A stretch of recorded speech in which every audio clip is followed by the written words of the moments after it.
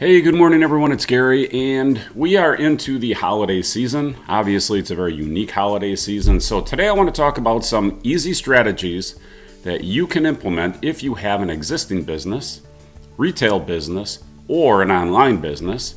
And then I want to talk about one of the best ways that you can start a business if you don't already have a business. So, obviously, we are in the middle of a pandemic and things have changed. And with that change, I think you're going to see some changes that are temporary, and then there's going to be some changes that are permanent, because as we create habits, we have a tendency to stick with those habits. It takes us time to break a habit. It takes us time to make a habit. But once that habit is made, of course, we stick with it. So let's go through some of the predictions being made already. The longer holiday season, well, I don't think that one's too hard to predict. It is what it is. E-commerce is king.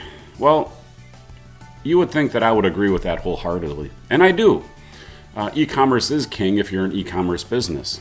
If you are a retail business and you have a store, e-commerce is king as oftentimes a follow-up strategy. In other words, you have a location, your customers are coming to it, you are generating your initial leads, you are generating your initial sales, and maybe the majority of your sales through your brick and mortar store.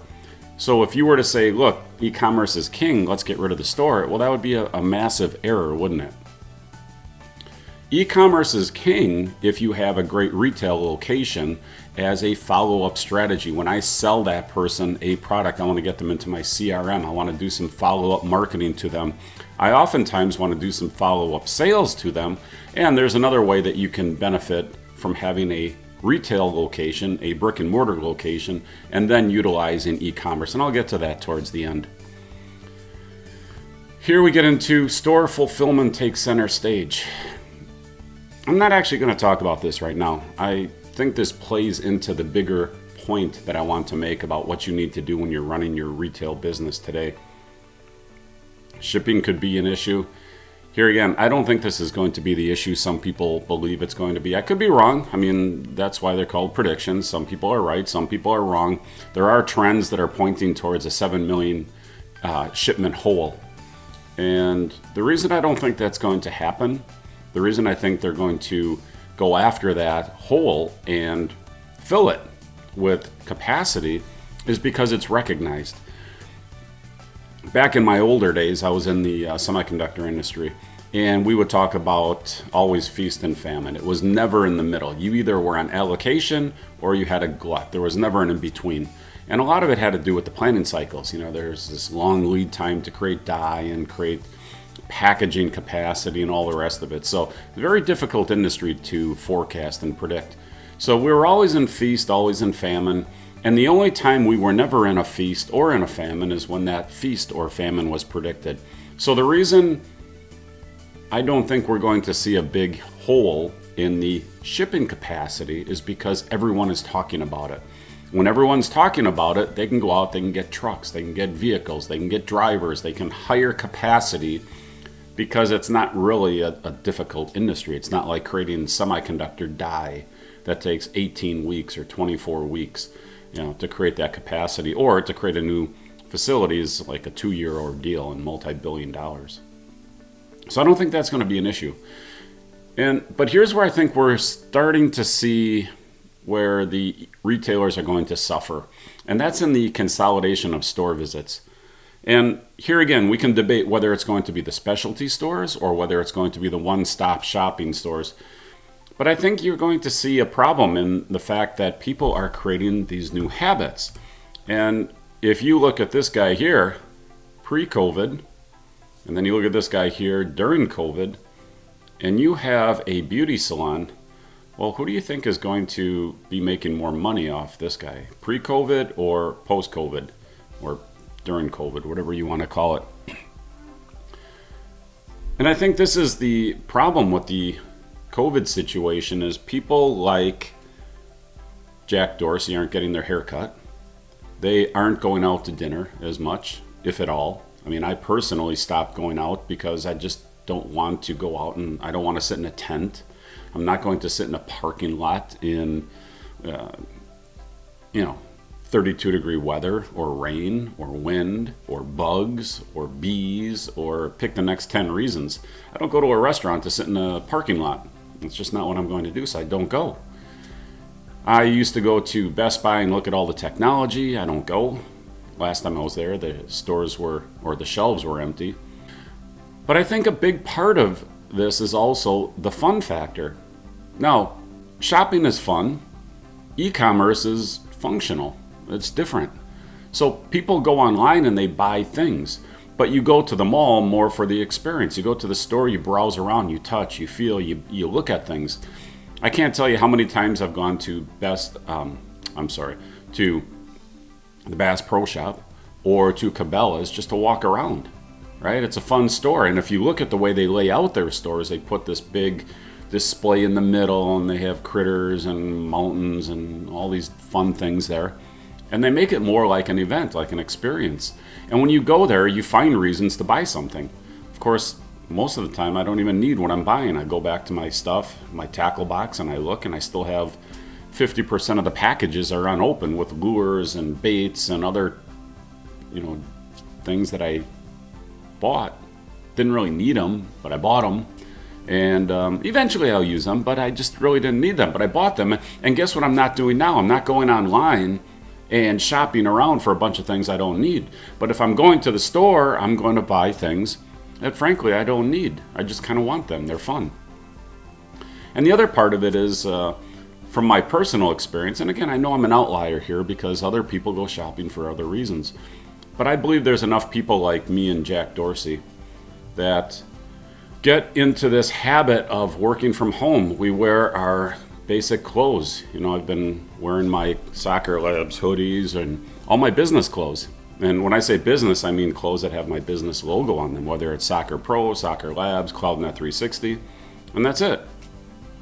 I don't go to the mall and see a new suit and go, wow, that really looks sharp, I need to buy that. But I can tell you when I used to go Christmas shopping, that's when I would buy more things for myself than ever because I don't go shopping on a regular basis. So when I get into the mall and I see all these cool new things that I didn't even know existed, or maybe I just look in the mirror, which is usually the case, and I look at the clothes I've been wearing for the last year or two, and then I look at the clothes on the shelf and I think, boy, these clothes I've been wearing for the last year or two, they need to go, and I need to get some new ones. But I can tell you that I don't buy those clothes now because I don't need them. I work from, offices where we're now on Zoom calls. And I'm not going to the store because I don't enjoy it. I don't want to walk around a store with a face mask on. And I don't want to try and close with a face mask on. I don't want to even be there with a face mask on. I just don't enjoy the whole experience, so I don't do it. So I think what we're going to see is a big drop-off in the retail at the stores because people aren't going to go there for the fun of shopping. And again, there's the hassle part of it, but a lot of it is it's actually fun going to the store. So I think you're going to see a drop-off because the habits are being created to not go to the store. The habits are being created to buy on a functional versus a non-functional basis. I mean, I'm going to go online, I'm going to buy something I need. I'm not going to go online and buy something I don't need just because I'm online. It's just not fun to browse around Amazon or any of these sites. It's just not fun. E-commerce is more functional than fun. Going to the store is more fun than functional. That's just the way it is. You combine the two and you have a pretty powerful experience. You have the fun of going to the store, and then when you buy the product and you follow up with those people, now you've got the functional side, so you're getting the best of both worlds. So what do I think you need to do? Well, if you have a brick and mortar store, obviously you need to get people into some sort of CRM where you've got the marketing follow-up. Better if you can get them onto a subscription. In other words, if you have a health food store, get them onto some sort of subscription. If you have a clothing store, it's going to be harder. Now you're going to have to do more promotions because people just really don't want you sending them clothing every month. It's just a more difficult pitch. I know there's underwear subscriptions and sock subscriptions and those sorts of things. That's a whole different model, and it's pretty limited as to what you can do with it because there's only so many things that people are going to want over and over and over again. If you are starting off on a new online store, well, now you need to get into something that is subscription based, so you're getting recurring revenue. And I believe you need to get into something that is more of a consumable. I mean, you can get into an underwear subscription, but it's a difficult business. It's hard to get started. You have a high cost of entry. It's hard to get those customers. You typically will lose money. What I want to do though is I want to get into something like this, into the CBD. And the reason I like this is because we're providing a solution. And the reason I'm starting to work with this company that's actually a customer of CloudNet 360 called Healthy Harvesting, they've got a very high-end, very pure extraction of this CBD/hemp oil. Now, I'm not an expert on the actual extraction process. We will be talking to the owners of the business, and they'll be telling us more about the technical side of what they're doing and how they're doing it. But from a business side, that's what I care about, okay? No one cares about your product if you're not selling it, right? First you have to sell it, then they care about the product. But what I like about this type of product is that we're selling a solution that people are going to enjoy and then want, and then that want turns to a need. Now, for example, this product here, this CBN, this product is specifically formulated to help people that are having trouble sleeping. So if you're taking this product and all of a sudden you find that you can sleep better, and then you run out of that product and you find you sleep worse, well, you're going to want that product again. Now, of course, as a business owner, you're going to want to get these people onto a subscription as quickly as possible. If this is a 30-day supply, well, every 30 days, a new bottle is going to hit their doorstep. Every 30 days, you're going to get a new billing that comes through your shopping cart, your CloudNet 360 shopping cart, preferably, automatically. Something like this. This is a bath bomb. It's for pain relief. You throw these in your bath. Now, if they provide the solution, if they give you that pain relief you're looking for, you're going to buy more. Pain patches. Same thing. We're not really selling a product at this point, are we? We're selling a solution. We're selling pain relief. We are selling sleep relief. And with these products, we're selling a solution that people are going to want to solve again and again and again and again. And these, to me, are the best types of businesses to be into, especially when you are online and you're a functional business. Again, fun is going to the mall, functional is going online. If you're going to be exclusively online, well, you need to be in the functional side of the business. Certainly you can make shopping fun, but it's not that fun. It's not like going to the mall, okay? So functional is getting people onto a subscription, giving them something that solves a problem they have, and then hopefully it's a problem that they have, that they want solved, I should say. We don't really enjoy people having problems, but we enjoy solving problems over and over and over again. So again, I'll be talking about this more in the future, but as a customer of CloudNet 360, normally I don't get off on these tangents promoting products, promoting services of other customers. In this case, though, I think it's really important that as we get through this COVID situation, that people that want businesses, that need to work from home, that want a product that works, that are looking for industry leaders, this is something that I think you can really enjoy.